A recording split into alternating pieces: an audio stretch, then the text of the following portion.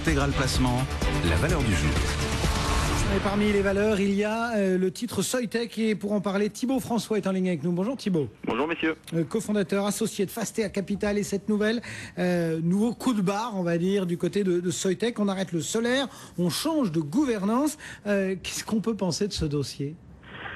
Écoutez, l'annonce du jour, je dirais qu'elle est vraiment primordiale, je dirais même qu'elle est vitale, parce que clairement, on ne savait pas trop où allait Soitec. En tout cas, on avait quelques idées, plutôt vers le dépôt de bilan ces derniers mois, en tout cas ces dernières années. Donc c'est vraiment une décision vraiment vitale pour le groupe d'arrêter le solaire. Le dernier échec en date, d'ailleurs, qui a dû être l'origine de cette décision, c'est l'abandon du projet de centrale solaire en Californie.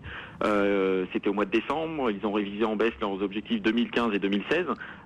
Donc clairement, cette décision va vers l'arrêt de l'activité de solaire. C'est vraiment vital pour le groupe, je le répète. Pour la gouvernance, il y a un petit changement, c'est-à-dire que le président directeur général ne garde plus que la présidence. Paul Boudre devient le directeur général. Je pense que le changement de gouvernance ne va pas assez loin. Le groupe est en difficulté depuis de nombreuses années. C'est toujours le même duo qui est aux manettes. Je pense que ça ne va pas assez loin en termes de gouvernance. Ce dossier Soitec, il impose tout de même, Thibaut, d'avoir une vraie longueur de vue, parce que quand on regarde dans le passé, on a sur 5 ans, un titre qui s'effondre de 90%. Comment est-ce qu'on explique des variations aussi importantes ?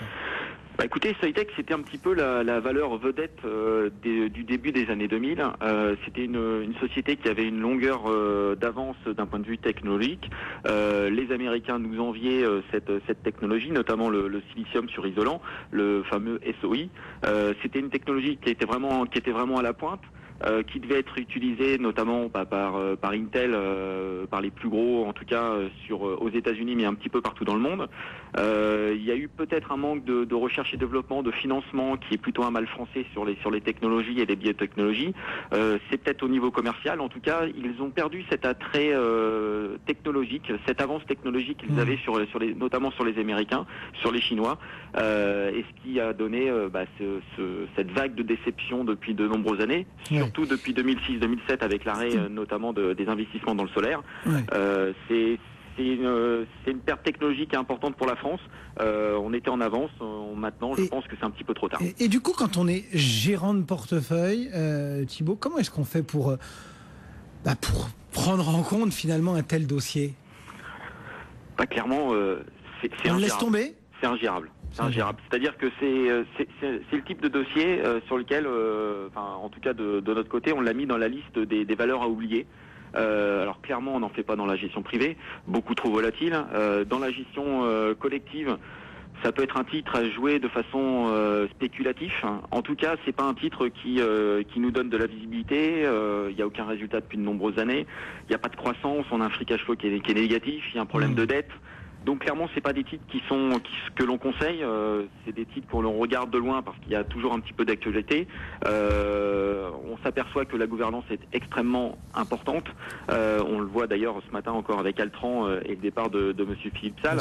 Le management est important, la stratégie est importante, la visibilité est importante. Aujourd'hui, on n'a pas ce scénario-là chez Soitec. C'est pour ça que ça fait partie des titres qu'on ne joue pas ces dernières années. Et c'est vrai que beaucoup de gérants placent Soitec dans leur liste de valeurs à oublier. Vous n'êtes pas seulement gérant, Jean-Louis, vous êtes également trader. Est-ce que pour le trading, dans un objectif de trading, en revanche, vous estimez Soitec un titre attractif ? Est-ce que vous estimez qu'on est maintenant sur des points d'entrée après la chute vertigineuse des derniers mois et des dernières années ?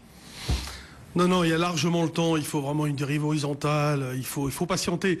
En fait, Soitec, si vous voulez, pour la gestion, c'était un ticket de loto, donc il fallait le prendre comme ça. C'est-à-dire qu'un gérant qui se dit pourquoi pas, de toute façon, vu l'historique de Soitec et le peu de confiance que l'on peut avoir dans les dirigeants, d'ailleurs, Thibaut a raison, il faut les changer, il faut que ça bouge, il faut virer tout le monde. Il y a un problème grave. Ça ressemble à une arnaque, l'histoire américaine. L'aventure américaine, ça finit, mais c'est d'une manière assez stupéfiante. Donc il faut virer les gens, il faut changer, il faut bouger. Bon, ça c'est autre chose. Donc aujourd'hui, c'est devenu une option. De ticket de loto, c'est devenu une option. Une option, ça peut se perdre entièrement. Voilà, c'est comme ça. Alors, on a peut-être une durée de vie qui va aller jusqu'en 2017, 2018.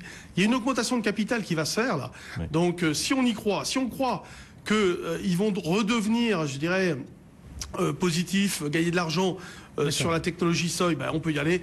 Mais au niveau purement technique, il faut patienter. De toute façon, tant qu'on franchit pas la zone des 1,20, des 1,30, si vous voulez, il n'y a aucun message d'envoyer par la valeur. On est à 1,01 ce matin, en hausse de 3,06%. Merci à tous les deux. Jean-Louis Cussac chez Perceval et puis Thibaut François du côté de Fastea Capital. Le CAC 40 toujours stable en ce moment à l'aube d'une semaine extrêmement importante et l'annonce à venir d'un quantitative easing très probablement jeudi prochain. La question c'est pour quel montant de quantitative easing et puis aussi quel partage des risques entre les différents pays de la zone euro. Une des nombreuses questions auxquelles Mario Draghi devra répondre jeudi. En attendant, donc, on a un CAC 40 qui est attentiste dans l'expectative, un CAC stable à 4379 points. Restez avec nous. Dans un instant, vous retrouverez exceptionnellement Edwige Chevrillon pour une édition spéciale consacrée aux vœux de François Hollande aux forces vives. Vous écouterez le président de la République en direct sur BFM Business. À tout de suite.